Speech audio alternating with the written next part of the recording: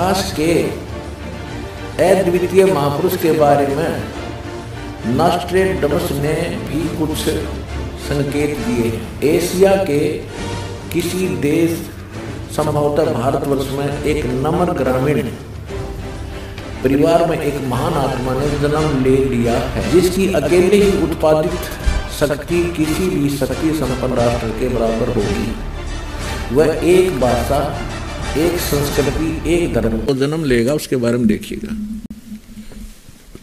युग निर्माण की सुनिश्चित संभावना। लेखक हैं बलराम सिंह परिहार, प्रकाशक हैं युग निर्माण योजना, गायत्री तपोभूमि, मथुरा। इसके पृष्ठ नंबर 43 पर देखिएगा। पृष्ठ नंबर 43 पे सन 2000 और उसके पूर्व के 30 वर्ष दिव्य देहधारी पुरुष ने जन्म लिया है। वे सब के मन में प्रसन्नता भरेंगे, दुनिया भर के कष्ट दूर करेंगे, अन्यायी और अत्याचारियों को भी वही ठीक करेंगे। देखिएगा, ये सन 2000 के आसपास की बातें बताई हैं। आगे देखो। रात्रि के प्रथम पहर में जब मैं प्रगाढ़ निद्रा में होता हूँ तो सौपन में एक दिव्य महापुरुष के दर्शन करता हूँ। उसके बाल सफेद, शुभ्र वेशभूषा, वर्ण गौर तथा पैरों में चर्म विहीन पाहन यानी बिना चाम की जूते पहनता है, पादुकाएं हैं। उनके आसपास संत सज्जन व्यक्तियों की भीड़ दिखाई देती है। इसमें आगे भी लिखा है कि उनके मध्य में जलती हुई छोटी बड़ी ज्वालाएं देखता हूँ। ये उसको अपने ये हवन ज्योति यज्ञ जो जल रही होती हैं, ये दिखाई दिया करती थी। अब समय के बारे में जो भ्रमणा पैदा न हो जा, ये देखिएगा। महाभारत के बाद और एक महाभारत, स्वाधीनता के 4 वर्ष बाद, यानी 1947 के 4 वर्ष बाद सन 1951 में एक शक्तिशाली धार्मिक संस्था प्रकाश में आएगी और सारे संसार का उद्धार करेगी। उद्धारक इस संस्था का स्वामी संचालक होगा। इसका वैसे अनुवादकर्ता ने, क्योंकि ये भविष्यवक्ताओं की जो मूल पाठ होता है, मूल वचन है, वो ना समझ के इसने संस्था लिख दी। इसका भावार्थ ये बनता है कि भारत 1947 में स्वतंत्र हुआ और 4 वर्ष बाद सन 1951 में दास का जन्म हुआ। ये संकेत इस दास पर है। इसी पुस्तक में देखिएगा, इसका हेडिंग है संघर्ष, प्रलय, महासंघर्ष और फिर नया युग। नॉस्ट्रेडमस का जन्म फ्रांस के सेंट-रेमी नामक स्थान में 13 दिसंबर 1503 में हुआ। अब इसने यहाँ क्या बताया है, 20वीं शताब्दी का सर्वाधिक उल्लेख करने वाले इस महान भविष्य दृष्टा ने लिखा है कि 20वीं शताब्दी के उत्तरार्ध में, यानी 1950 के बाद, विज्ञान का विकास इतना अधिक हो जाएगा कि अधिकांश दुनिया नास्तिक हो जाएगी और सामाजिक आचार विचार भूल उठत हो जाएंगे और चरित्र नाम की कोई वस्तु नहीं रहेगी। फैशन की धूम मचेगी और घरों में लोग नाम को रहने वाले रह जाएंगे। अधिकांश लोग इधर उधर रमने और गलियों में भोजन करने वाले हो जाएंगे। इन परिस्थितियों को मैं अपनी तरह का एक विश्वविख्यात व्यक्ति किसी महान धर्मनिष्ठ पूर्वी देश में जन्म लेगा। यह व्यक्ति अकेला ही अपने छोटे छोटे सहयोगियों द्वारा सारे संसार में तहलका मचा देगा। यह ऐतिहासिक महापुरुष ऐसे महासंघर्ष को जन्म देगा कि घर घर नगर नगर में अंतर्धुन छिट जाएगा। इस अंत्य क्रांति का समय 20वीं शताब्दी के अंत और 21वीं शताब्दी के प्रारंभ का है। इसे स्पष्ट हो गया कि सन 2000 20वीं शताब्दी समाप्त हुई और 21वीं शताब्दी अब चल रही है 2013 वाली है। तो इस समय के लिए नास्त्रोदमस ने कहा है, ना कि पूर्व के किसी महापुरुषों के बारे में।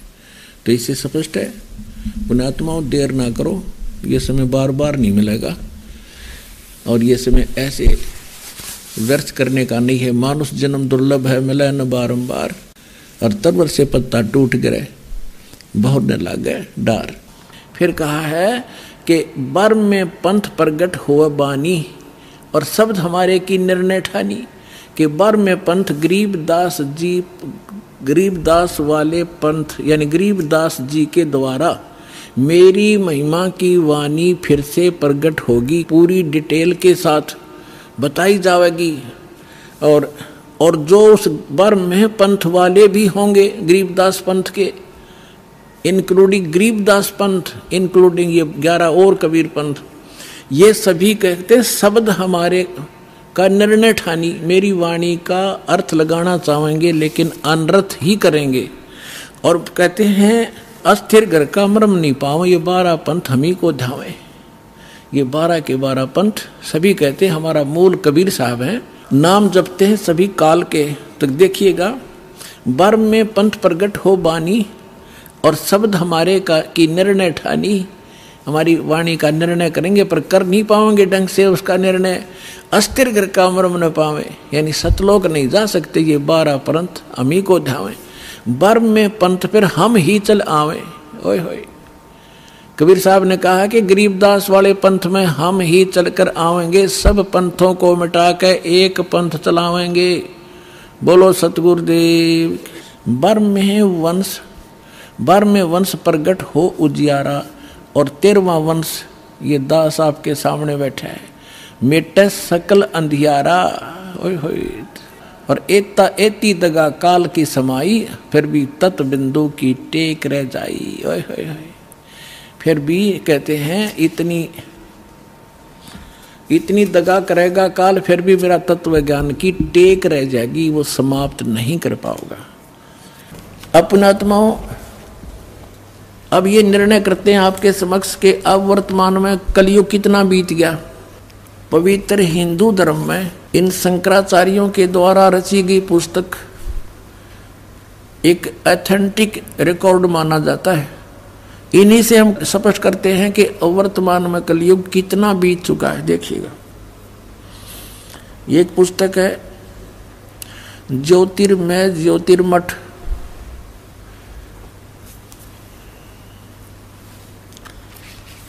यहाँ इसका कुछ विवेचन दिया है। ज्योतिर्मय ज्योतिर्मठ संपाद इसके हैं श्री स्वरूपानंद सरस्वती जी महाराज। ये स्वरूपानंद जी है जो अब वर्तमान में गद्दी पर बैठे हैं। श्री स्वामी, ये 2 मठों के अधिकारी हैं, ज्योतिष मठ पीठाधीश्वर और द्वारका पीठ के, ये 2 के इंचार्ज हैं सरस्वती। अब यहाँ क्या लिखा है, यह है संपादक लेखक एवं संकलनकर्ता विष्णुदत्त शर्मा, अध्यक्ष आध्यात्मिक उत्थान मंडल दिल्ली। प्रेरणा स्रोत श्री सुबुद्धनाथ ब्रह्मचारी जी, मुद्रक फाइन प्रिंट एंड पैक्स। ये देखो, अखिल भारतीय आध्यात्मिक उत्थान मंडल 1/3234 गली नंबर 2, रामनगर विस्तार, मंडोली रोड, सादरा दिल्ली। ये इनके फोन और फैक्स नंबर है। इसमें देखिएगा, इसके 11 पृष्ठ पे आदि शंकराचार्य का संक्षिप्त जीवन।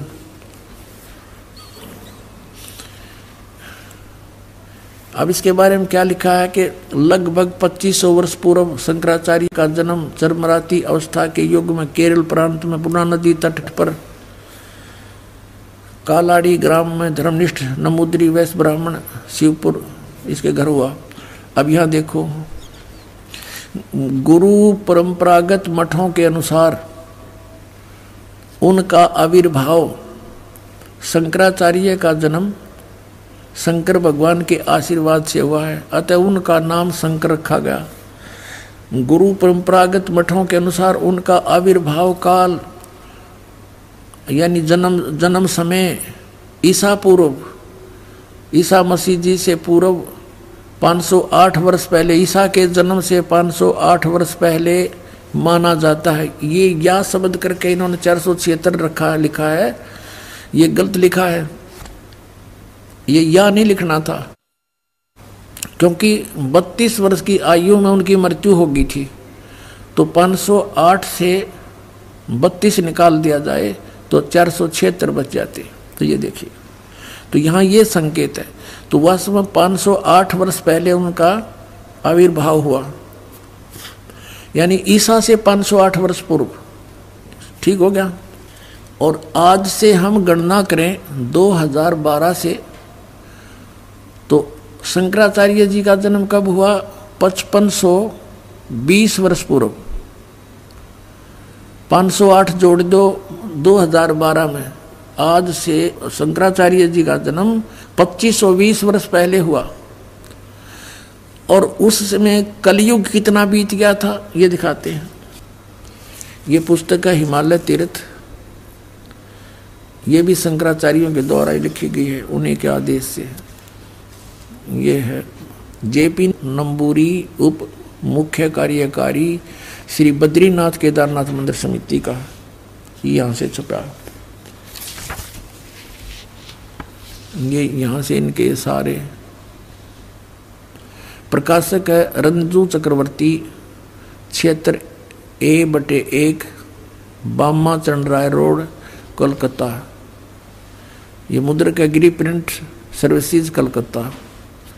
अब इसके 42 पृष्ठ पे आपको दिखाते हैं, 42 पृष्ठ पे ये शंकराचार्य के जन्म की भविष्यवाणी है। और ये शिव रहस्य नामक कोई पुस्तक है, उसका में ये श्लोक है। इस श्लोक का अनुवाद यहाँ किया है। कलयुग के 3000 वर्ष व्यतीत होने पर बौद्ध मीमांसकों के मत पर विजय प्राप्ति के लिए शंकराचार्य यानी शंकर यति के रूप में आविर्भूत होंगे। फिर देखो, कलयुग जब 3000 वर्ष व्यतीत हो जाएगा तब श्री शंकराचार्य का जन्म होगा। अपने आत्माओं, हमने अब कैलकुलेशन करनी है, आज कलयुग कितना चला गया? 3000 प्लस में 2520, 3000 जैसे शंकराचार्य जी का जन्म हुआ ईसा से 508 वर्ष पहले, नीचे से यहाँ से गणना करेंगे तो 2520 वर्ष हो गया आज के दिन 2012। और वो कितना उस समय कलयुग कितना बीत गया था जब उनका जन्म हुआ, जब 3000 वर्ष बीत गए थे। तो टोटल मिला दो दोनों को, 5520 वर्ष हो गए। अब 5505 कब होंगे? जैसे जब 2000 ईस्वी में पहुंचते हैं, तो जब सन 2000 ईसा जी को हो गए थे जन्म हुए ने, तो 2508 वर्ष हो गए थे शंकराचार्य का जन्म, यानी 5508 वर्ष कलयुग बीत गया था सन 2000 में, ये समझो। और फिर पीछे चले 3 और कम कर दें, 1997 में 5505 वर्ष बीत गया था कलयुग। और 1997 में दास को परमेश्वर मिले थे, उन्होंने कहा था कि अब ये समय आ गया है, डिस्क्लोज कर दे सार नाम और सतनाम का, डोंट वरी। बोलो सतगुरुदेव।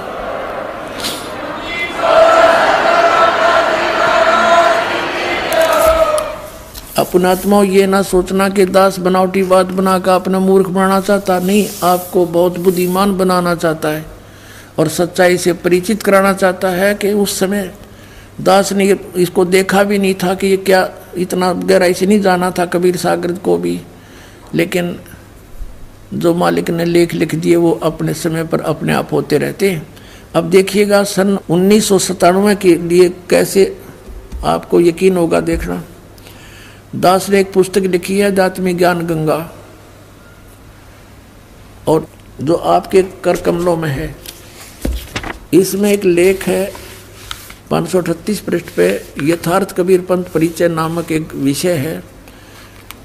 और इसमें यहाँ लिखा है, मुझ दास यानी रामपाल दास को परमेश्वर कबीर साहिब जी संवत 2054 फाल्गुन मास शुक्ल पक्ष एकम मार्च 1997 को दिन के 10 बजे मिले थे, तथा सार शब्द की वास्तविकता और संगत को दान करने का सही समय संकेत देकर अंतर्ध्यान हो गए थे।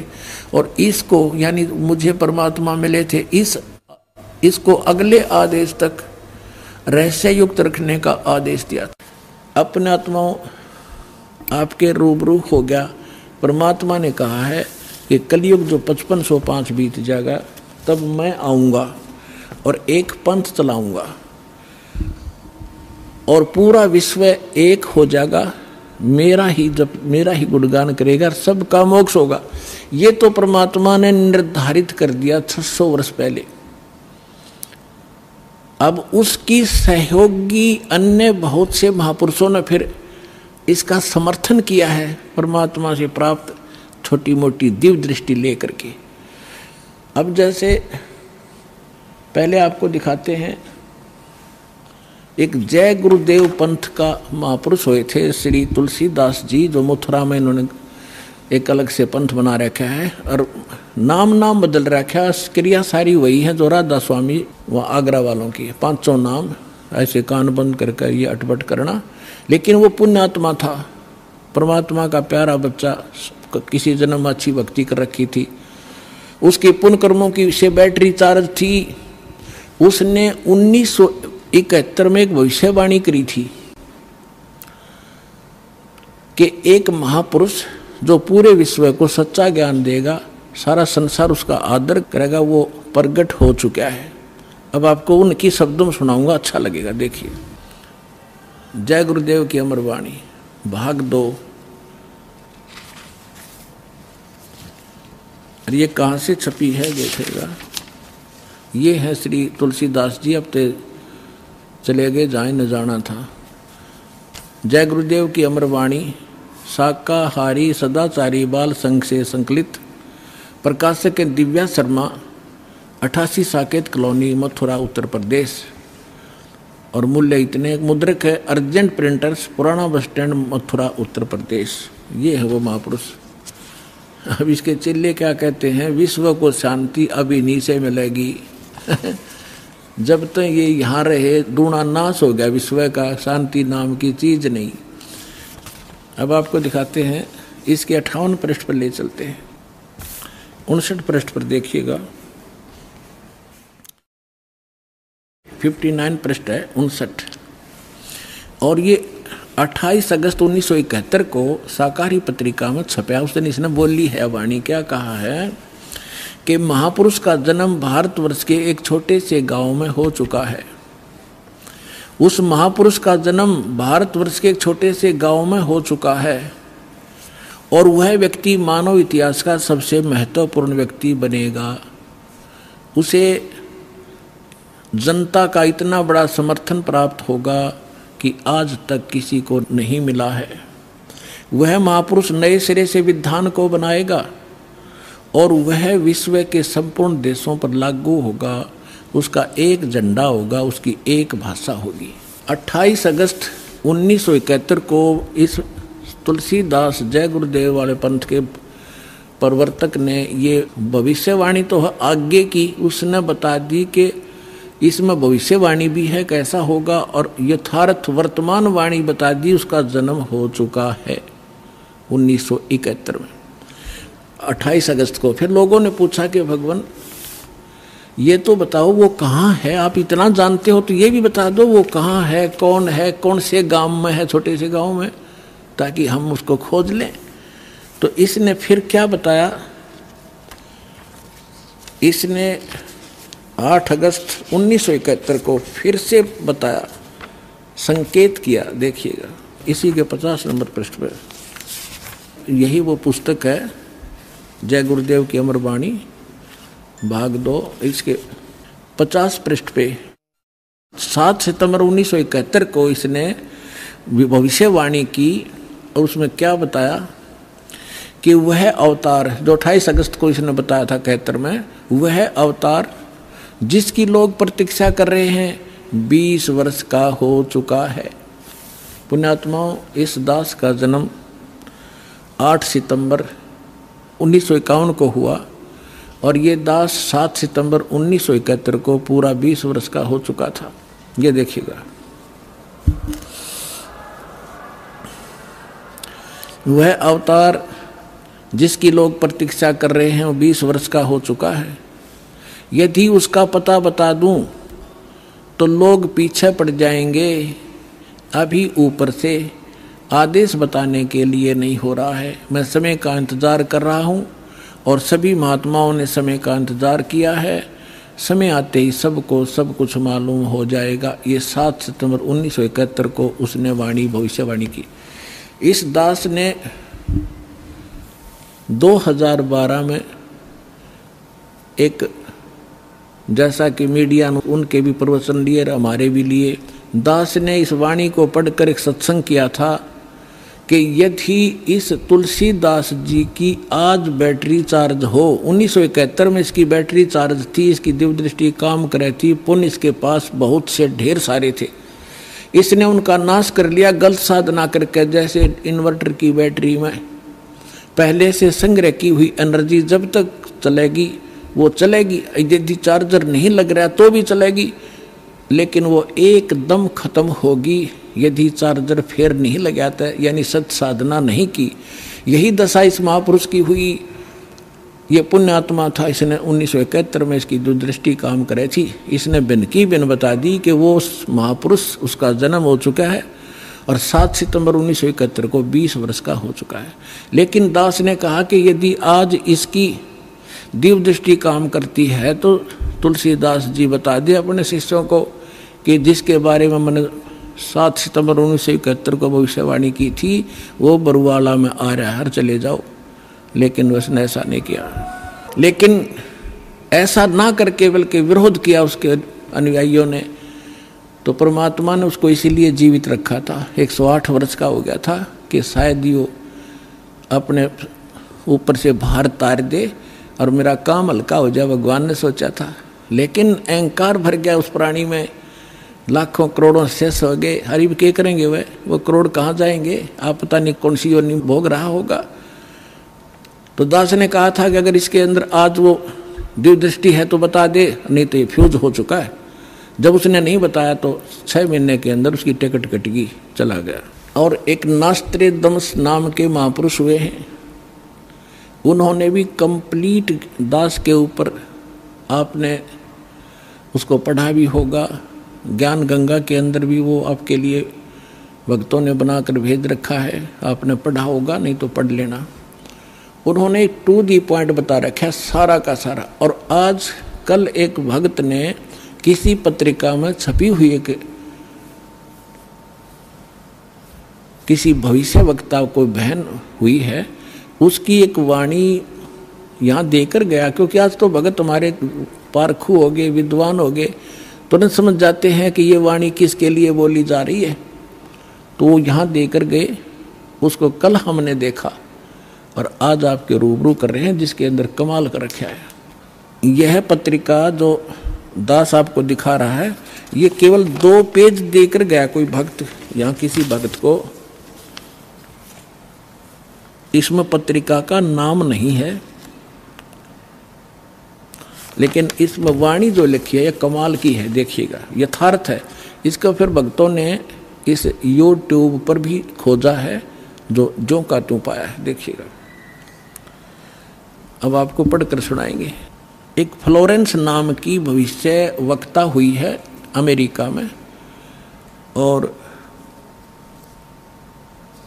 उसने इस दास के बारे में, एक महापुरुष के बारे में, ये तो आप कहने की जरूरत नहीं, बार बार कहना अच्छा भी ना लगता, आप पे पता लग जाएगा सब सारे लक्षणों को जब आपके रूबरू किया जाएगा।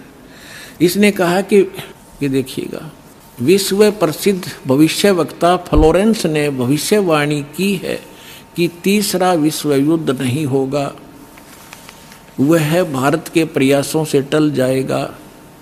एक दिव्य महापुरुष की विचारधारा से भारत में एक आध्यात्मिक लोग सत्ता में आएंगे। उस महापुरुष के अनुयायी उनकी इस नई विचारधारा को विश्व में फैलाएंगे। भारत ही नहीं, पूरे विश्व के लोग उस विचारधारा से प्रभावित होंगे। भविष्य वक्ता फ्लोरेंस की महत्वपूर्ण वाणियाँ। अब देखिए, ये है वो पूरा देखना एक बार। ये है वो बहन जिसका फोटो है, ये चित्र बना है इस पत्रिका के अंदर। ये वो बहन खड़ी है, जैसे एक फिलोसफर की तरह इनकी दृष्टि स्पष्ट दिखाई दे रही है। अब इसके हम आगे और पढ़ेंगे तो आनंद घना होगा।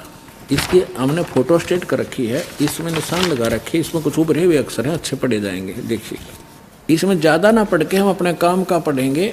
वो हमने 53 पर पढ़ा था, ये हमने 53 पृष्ठ है इसका, इस पर पढ़ा था। ये यहाँ 53 पृष्ठ है, यहाँ देखा था 53 पृष्ठ पे। और अब हम यहाँ पढ़ेंगे 54 पृष्ठ पे। ये 54 पृष्ठ है।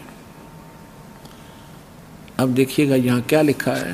पहले उसने बताया कि इस प्रकार बहुत सी भविष्यवाणियाँ इसकी इराक के राष्ट्रपति सद्दाम हुसैन ने अमेरिका से युद्ध किया, इस प्रकार की बहुत सी खतरा मंडला रहा था, टल गया।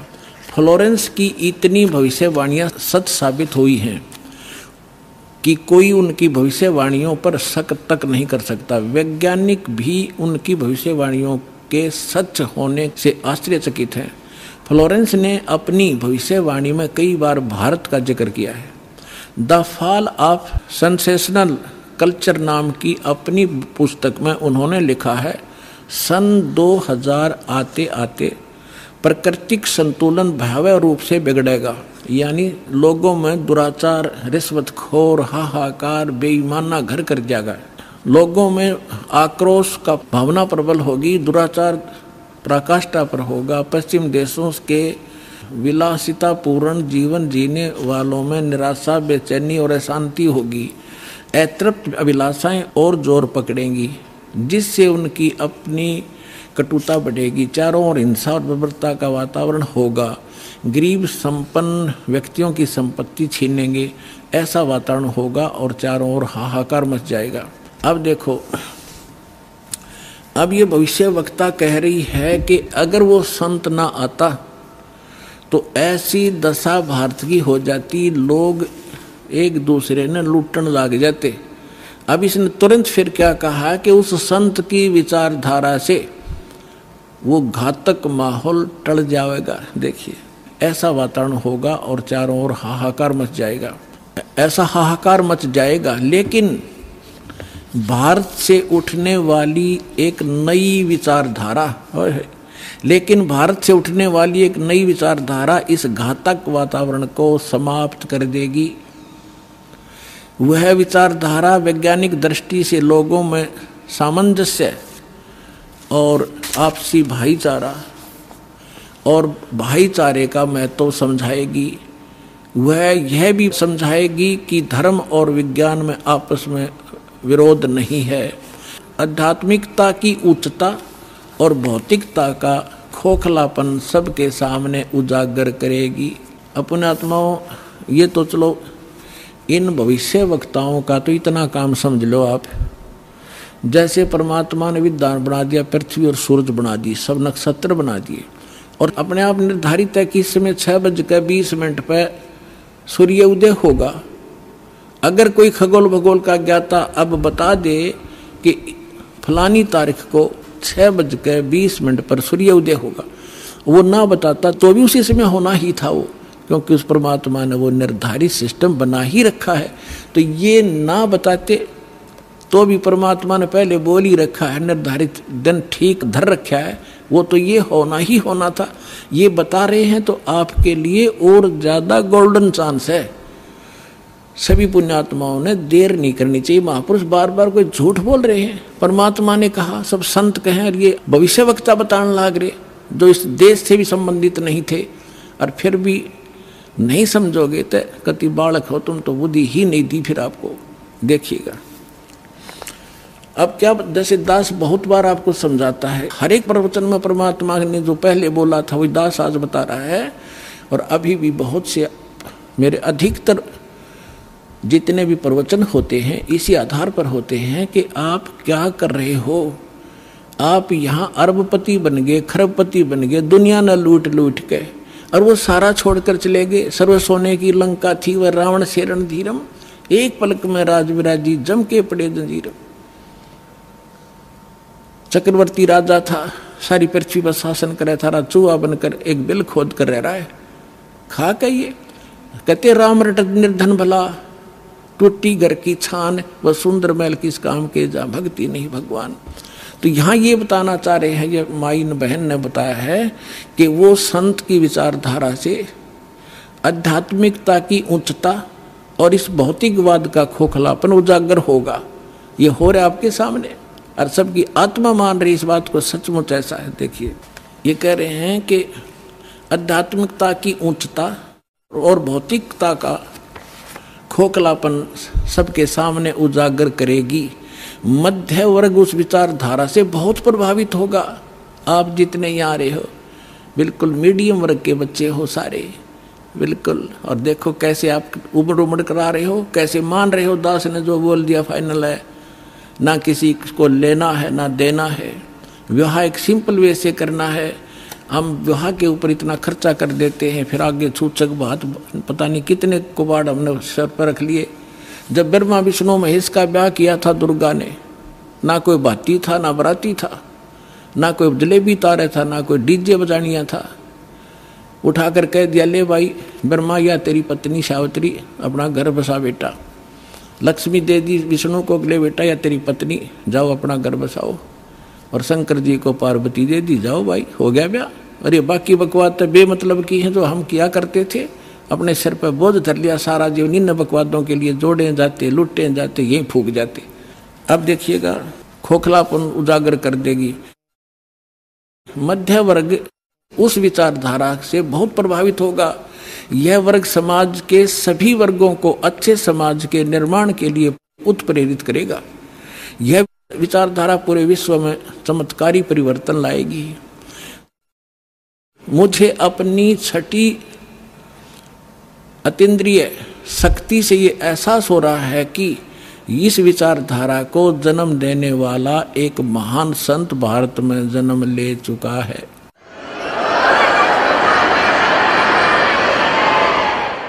ये देखिएगा यहाँ लिखा है कि एक पत्रकार ने 1964 में फ्लोरेंस से पूछा था और 1980 की शुरुआत तक व्यापक उथल-पुथल 80-89 के बाद ऐसे भूकंप आएंगे कि न्यू जर्सी का कुछ हिस्सा तथा यूरोप और एशिया के कई देशों के स्थानों पर भूकंप से विदीर्ण हो जाएंगे, कुछ जलमग्न हो जाएंगे। तृतीय विश्व युद्ध का आतंक सबके दिमाग में बैठ जाएगा। वे इस युद्ध की तैयारी कर लेंगे, लेकिन भारतीय राजनेता नहीं संत की तरफ से शिकार है, तीसरे युद्ध से वो समाप्त कर दे। तो 1964 तक यह जीवे थी। 1964 में तो ये युवा थी जो बता रही थी 10, 20, 30 वर्ष और बीरेगी 94-95 तक यह जीवे थी। तो इसने उस समय बता दिया था, 1964 में भी इसने बता दिया था कि उसका जन्म हो चुका है। और उसको दृष्टि आगे की जो वर्तमान का जो दास की सती थी अब की है वो भी दिखाई देती। देखिएगा मुझे अपनी छठी अंतीन्द्रिय यानी अंदर के आभास से शक्ति से ये एहसास हो रहा है कि इस विचारधारा को जन्म देने वाला वह महान संत भारत में जन्म ले चुका है। उस संत के ओजस्वी व्यक्तित्व का प्रभाव सबको चमत्कृत करेगा। उसकी विचारधारा अध्यात्म के कम होते जा रहे प्रभाव को फिर से नई स्फूर्ति देगी। चारों ओर आध्यात्मिक वातावरण होगा। ओए होए, दास बार बार कहता रहा है कि यदि परमात्मा इस दास के माध्यम से फिर से अपनी यथार्थ भक्ति नहीं प्रारंभ करते तो आने वाले 50 वर्ष के बाद हिंदुस्तान में कोई राम कहानियां नहीं पाओ, ऐसी हाहाकार मच जाती है। तो इसमें यही कहा है कि वो फिर गिरते हुए अध्यात्म सत्र को फिर से उभारेगा, इसका ये भावार्थ है। उस संत के ओजस्वी व्यक्तित्व का प्रभाव सबको चमत्कृत करेगा। उसकी विचारधारा अध्यात्म के कम होते जा रहे प्रभाव को फिर से नई स्फूर्ति देगा। चारों ओर आध्यात्मिक वातावरण होगा। संत की विचारधारा से प्रभावित लोग विश्व के कल्याण के लिए पश्चिम की ओर चलेंगे। धीरे धीरे एशिया, यूरोप, अमेरिका पर पूरी तरह छा जाएंगे। उस संत की विचारधारा से पूरा विश्व प्रभावित होगा। उनके चरण चिन्हों पर चलेगा। पश्चिमी देश के लोग उन्हें ईसा, पश्चिमी देश के लोग अमेरिका, इंग्लैंड आदि उन्हें ईसा मुसलमान उन्हें एक सच्चा रहनुमा और एशिया के लोग उन्हें भगवान का अवतार मानेंगे। उस महासंत की विचारधारा से बौद्धिक क्रांति आएगी। बौद्धिक माने अच्छी बुद्धिमान लोग उसके साथ होंगे। देखो, बुद्धिजीवियों की मान्यताएं बदलेंगी। जो ये अंग्रेज पाके बैठे बड़े बड़े अफसर कहते हैं नवी सोचने पर विवश होना पड़ेगा कि तुम कर क्या रहे हो, करना क्या चाहिए था। बुद्धिजीवियों की मान्यताएं बदलेंगी, उनमें ईश्वर के प्रति श्रद्धा और विश्वास की कोपलें फूटेंगी। फ्लोरेंस के अनुसार वह संत भारत में जन्म ले चुके हैं। वह इस संत से काफी प्रभावित थी।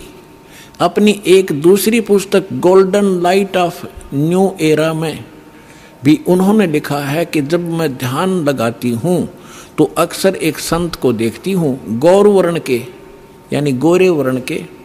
उस संत के ललाट पर गजब के तेज होता है। उनके ललाट पर आकाश से एक नक्षत्र के प्रकाश की किरणें निरंतर बरसती रहती है। अपने आत्माओं, आप देखिएगा ये इस तरह आती हैं ये जैसे परमात्मा बैठे हैं सतलोक में, वहाँ से इस दास के ऊपर ये ऐसी अपनी किरण बरसा रहे हैं। यहाँ से आकाश से आ रही है और दास के ऊपर परमात्मा की शक्ति निरंतर चल रही है। उसी से आगे आपको कनेक्शन दिया जा रहा है। अब उसी को ये बहन बता रही है फ्लोरेंस अपनी दिव्य दृष्टि से देख करके उसके ऊपर माथे पर यानी उसके सिर पर ऊपर से आकाश से नक्षत्रों से एक लाइट निरंतर आ रही है जो उसके माथे पर बरस रही है और वही शक्ति आगे आप में जा रही है। देखिएगा, जब मैं ध्यान लगाती हूँ तो अक्सर उस एक संत को देखती हूँ गौर वर्ण के। अब देखो यहाँ थोड़ा सा लिखना भूल गया, फिर इन भक्तों ने अपना ने एक बुक इसने बताई है। देखिएगा, एक दूसरी पुस्तक golden light of new era, ये एक बुक है। इस बुक के आधार से भक्तों ने एक वेबसाइट से निकाला है, वेबसाइट से इसकी इंग्लिश में है उसकी वाणी। वो इस प्रकार देखिएगा, यही है, I can clearly visually A golden era divine. वो कहती है मैं देखती रहती हूँ। यहाँ देखना, यहाँ पर है जो हिंदी उसने किया वो यहाँ से है। When I enter great flights of meditation I visualise, मैं देखती हूँ। ये क्या कहती है बहन कि जब मैं ध्यान की गहन ऊंचाइयों को छूती हूँ, यानी जब मैं ऊपर उड़ती हूँ ध्यान से, तो मैं क्या देखती हूँ। देखिएगा, when I enter great flights of meditation I visualise such a great संत हु इज फेयर स्किन्ड, यानी फेयर स्किन्ड माने साफ वर्ण का, गौर वर्ण का, विद वाइट हेयर, उसके बाल सफेद हैं, white hair, and without a beard and moustaches, वो बिना दाढ़ी मूछ का है।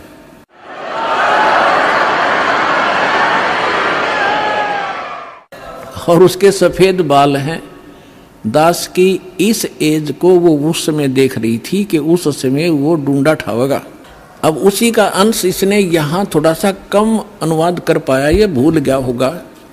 इसने अपनी दूसरी पुस्तक golden light of new era में भी लिखा है, जब मैं ध्यान लगाती हूँ तो अक्सर एक संत को देखती हूँ गौर वर्ण के। आगे लिखना भूल गया, सफ़ेद बाल थे, बिना दाढ़ी मूछ का। अब दरअसल क्या है कि ये कोई पत्रकार ने उस वाणी को, उसकी बोली हुई को अपने ढंग से चित्रार्थ किया है। तो इन लोगों का दृष्टिकोण था किसी और संत पे कि वो हो सकता है। इसमें लिख रखा है कि वो श्री राम शर्मा होगा। इस अंग्रेजी वाले ने आगे चल के दो, जैसे गीता मूल तो सही है, मूल पाठ गीता का, अनुवादकर्ताओं ने अपने हिसाब से श्री कृष्ण का ऊपर बना रखी थी, श्री कृष्ण बोल रहा है गीता। तो ये लोग ऐसे यहाँ ये जान के छोड़ गया कि वो सफ़ेद बाल होंगे और बिना दाढ़ी मूछ वाला होगा, इसलिए यहाँ छोड़ गया। इसमें इंग्लिश वाली में उसकी में साफ लिखा है, वो उसकी अपनी बोली हुई भविष्यवाणी है अपनी भाषा में। यहाँ देखिएगा, जब मैं ध्यान लगाती हूँ तो अक्सर एक संत को देखती हूँ गौर वर्ण के। उस संत के ललाट पर गजब के तेज होता है। उनके माथे पर, ललाट पर आकाश से एक नक्षत्र के प्रकाश की किरणें निरंतर बरसती रहती हैं। मैं देखती हूं कि वह संत अपनी कल्याणकारी विचारधारा तथा अपने सच्चरित्र प्रबल अनुयायियों की शक्ति से पूर्ण विश्व में नए ज्ञान का प्रकाश फैलाएगा। आप देख रहे हो, बंदी छोड़ के बच्चे कहाँ कहाँ जा करके दूर दूर जा करके आज प्रचार कर रहे हैं परमात्मा के ज्ञान का। वह संत अपनी कल्याणकारी विचारधारा तथा अपने सच्चरित्र प्रबल अनुयायियों की शक्ति से संपूर्ण विश्व में नए ज्ञान का प्रकाश फैला रहे हैं। वह संत अपनी शक्ति निरंतर बढ़ा रहे हैं। उनमें इतनी शक्ति है कि वह प्राकृतिक परिवर्तन भी कर सकते हैं।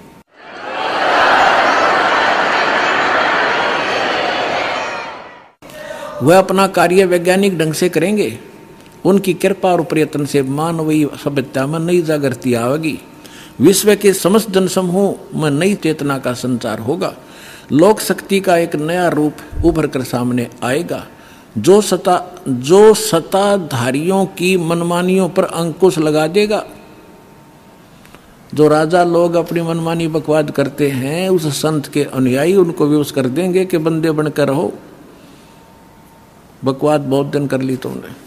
विश्व के समस्त जनसमूह में नई चेतना का संचार होगा। लोक शक्ति का एक नया रूप उभर कर सामने आएगा और जो सत्ताधारियों की मनमानियों पर अंकुश लगा देगा, राजनेताओं के ऊपर। मनोचिकित्सक तथा सम्मोहन कला के विश्व प्रसिद्ध ज्ञाता डॉक्टर मोरे बर्स्टीन की फ्लोरेंस से अच्छी दोस्ती थी। एक बार फ्लोरेंस ने उनसे भी कहा था कि डॉक्टर, वह समय बड़ी तेजी से निकट आ रहा है जब सत्ता लोलुप्त राजनेताओं की अपेक्षा आप जैसे समाज सेवकों की बातें अधिक ध्यान से सुनेगा। 21वीं सदी के आते आते एक नई विचारधारा पूरे विश्व को प्रभावित करेगी। हर राष्ट्र में सच्चरित्र धार्मिक लोगों का संगठन लोगों के दिमाग में बैठी गलत मान्यताओं को बदल देगा। यह विचारधारा भारत से प्रस्फुटित होगी, भारत से चलेगी और विश्व के पूरे देशों में फैलेगी। मैं उस पवित्र स्थान पर एक प्रचंड तपस्वी को देख रही हूँ, जिसका तेज बड़ी तेजी से फैल रहा है। मनुष्य में सोए देवताओं को जगाने तथा धरती को स्वर्ग जैसा बनाने के लिए वह संत दिन रात प्रयत्न कर रहे हैं। एक पत्रकार ने 1964 में फ्लोरेंस से पूछा था कि क्या वह दुनिया का भविष्य बता सकती है। फ्लोरेंस ने इसके बाद जवाब में कहा था 1980 में ये होगा, 1990 में ये होगा, सारा कुछ बताया था। ठीक, आगे क्या बताया है कि तीसरा विश्व युद्ध के शुरू होने तक भारत के शासन की बागडोर, ये कहते हैं कि विश्व युद्ध का आतंक सबके दिमाग में बैठ जाएगा और भारतीय राजनेता अपने प्रभाव और बुद्धि से तीसरे विश्व युद्ध को टालने में सफल हो जाएंगे। तीसरे विश्व युद्ध के शुरू होने तक भारत के शासन की बागडोर आध्यात्मिक वृत्ति के लोगों के हाथ में होगी, इसलिए उनके प्रभाव से विश्व युद्ध टलेगा। वे शासक एक महान संत के ओजस्वी तथा क्रांतिकारी विचारधारा से प्रभावित होंगे। वे उस संत के प्रति उसी तरह समर्पित होंगे जैसे वाशिंगटन स्वतंत्रता एवं मानवता के प्रति समर्पित थे। न्यू जर्सी कोई शहर है अमेरिका में, न्यू जर्सी की रहने वाली फ्लोरेंस सचमुच एक विलक्षण महिला थी। एक बार नोबेल नामक एक व्यक्ति ने, इसने ये बताना चाहा, पत्रकार ने दिखाना चाहा है कि एक पत्रकार था अमेरिका का और वो इसका इंटरव्यू ले रहा था और वो इंटरव्यू टीवी पर चला रखा था डायरेक्ट लाइव। ये पूछ रहा है कि आप एक संत के बारे में तो बहुत बता रही हो, लेकिन मेरे बारे में बताओ कुछ। जो प्रकरण इतना है इसमें ना पढ़ के मैं वैसे बता दूं, जल्दी निमट जाएगी बात। तो फ्लोरेंस ने कहा कि तेरे विषय में बताऊं। उसका दायां हाथ पकड़ा और उसने कहा कि आप जो है किसी दूसरे राज्य में भी प्रचार प्रसार करेगा।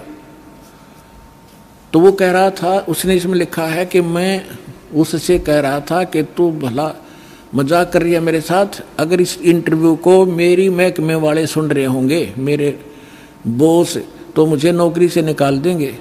दूसरे में प्रसारता नहीं होगा, पर मैं नौकरी से जाता रहूँगा। तो क्या मजाक कर रही है। उसी समय मेरे हेड ऑफिस से टेलीफोन आया और मेरे लिए ही था, मैंने उठाया। मेरा बॉस कह रहा था कि मैं तुम्हारा इंटरव्यू देख रहा हूँ, मैं हैरान हूँ कि हमने निश्चय कर लिया है आपको न्यूयॉर्क के अंदर प्रचार प्रसार के लिए भेजना है, कल ही इसका डिक्लेयर करेंगे, फाइनल हो चुका है। मैं हैरान हूँ, तुम्हारा इंटरव्यू मैं सुन रहा हूँ कि फ्लोरेंस को कैसे पता चला, और आप जल्दी आ जाइए, आपको वहाँ भेज रहे। तो ये कहने का तात्पर्य है, वो इंटरव्यू लेने वाला ये कह रहा है उसकी इतनी सटीक भविष्यवाणी थी, तो वही कह रही है जो संत के बारे में उसकी झूठी नहीं हो सकती। अब देखिएगा, अब यहाँ देखिएगा, ये मैंने छोड़ दिया, यहाँ वही बता रहा था। ये टीवी के कार्यक्रम के दौरान उनसे बोला, मैं बोला, पत्रकार कह रहा है, आप भारत में जन्म ले चुके संत के बारे में तो अक्सर बताती रहती हो, मैं अपने बारे में भी कुछ जानना चाहता हूँ, बताइए। फ्लोरेंस ने उसके दाहिने हाथ को थाम लिया और बोली, आप बहुत जल्दी किसी दूसरे राज्य में प्रसारण करेंगे। नोबेल ने एक प्रसारण सेवा के, वो एक कर्मचारी थे उस प्रसारण सेवा के, इस बात पर हंसने लगे। कुछ सेक्शन बाद बोले कि आपने मुझसे अच्छा मजाक किया, यदि हमारी कंपनी के अधिकारी इस कार्यक्रम को देख रहे होंगे तो दूसरे राज्य में तो जाऊंगा या नहीं, फिलहाल अपनी कंपनी से तुरंत निकाल दिया जाऊंगा। फिर पीछे घोषणा ये लिख दिया उसने कि वहाँ, अब कहते नोबेल के जब फोन पर उठाया तो उसने बताया कि हमने न्यूयॉर्क के प्रसारण का काम शुरू करने का निर्णय लिया है, वहाँ तुम्हें भी भेजा जाएगा। अभी यह बात गुप्त रखना, इसकी घोषणा कल की जाएगी। मैं टीवी पर फ्लोरेंस के साथ तुम्हारी बातचीत देख रहा था, वो बॉस बोल रहा है, फ्लोरेंस ने तुम्हारे विषय में जो बताया वो पूरी तरह सच है। आश्चर्य है कि यह बात कैसे मालूम होगी। नोबेल फ्लोरेंस का चेहरा देखता रह गया। अब उस लड़की में इतनी सटीक भविष्यवाणी ये सिद्ध की इसने, और उसी ने उस संत के बारे में की। आगे फिर देखना, कुछ पत्रकारों ने उनसे एक बार पूछा था कि वह भविष्य को कैसे देख लेती है तथा गायक व्यक्ति या वस्तुओं का पता कैसे लगा लेती हैं। तो फ्लोरेंस ने बताया, मुझे स्वयं नहीं मालूम कि यह कैसे संभव हो जाता है। मैं भविष्य के विषय में एक बहुत महत्वपूर्ण बात बता रही हूँ। बार बार कहा करती वह कि 20वीं सदी के अंत में भारतवर्ष में 1997 के आसपास एक प्रकाश निकलेगा। वह प्रकाश पूरी दुनिया को उन दैवी शक्तियों के विषय में जानकारी देगा जो अब तक हम सभी के लिए रहस्यमय बनी हुई थी। एक दिव्य महापुरुष द्वारा यह प्रकाश पूरे विश्व में फैलेगा। वह सभी को सतमार्ग पर चलने की प्रेरणा देगा। समस्त दुनिया में एक नई सोच की ज्योति फैलेगी। जब मैं ध्यान अवस्था में होती हूँ तो अक्सर यह दिव्य महापुरुष मुझे दिखाई देते हैं। फ्लोरेंस ने एक बार कहा, इस संत या दिव्य महापुरुष का जिक्र किया है, साथ ही यह भी बताया है कि उत्तरी भारत के एक पवित्र स्थान पर वह मौजूद है, बरवाला में।